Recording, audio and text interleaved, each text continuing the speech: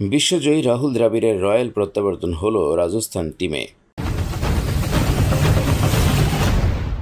ভারতকে টি-20 বিশ্বকাপ জেতানোর পর কোচের পদ থেকে সরে দাঁড়িয়েছিলেন রাহুল দ্রাবিড়।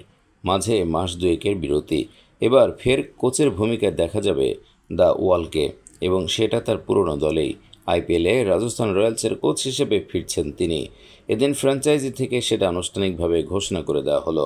দ্রাবিড় যে রাজস্থানে ফিরতে চলেছেন তা আগেই পরিষ্কার হয়ে গিয়েছিল, বাকি ছিল শুধু আনুষ্ঠানিক ঘোষণা। এদিন সেটাও হয়ে গেল। ক্রিকেটার হিসেবে তিনি এই দলে খেলেছেন, পরে কোচের দায়িত্ব পালন করেছেন। এবার বিশ্বকাপ জয়ী কোচকে ফের দেখা যাবে সঞ্জু স্যামসনদের ডাক আউটে। সিও জ্যাক লাস মাকরামের সঙ্গে দ্রাবিড়ের ছবি পোস্ট করে রাজস্থান রয়্যালস।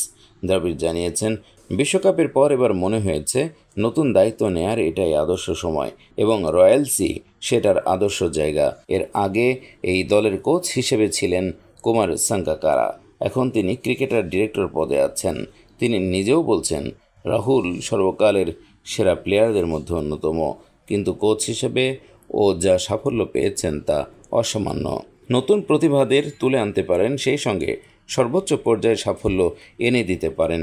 আইপিএলের প্রথম মৌসুমের পর আর চ্যাম্পিয়ন হতে পারেনি রাজস্থান। দ্রাবিড়ের হাত ধরে সেটা কি বদলাবে?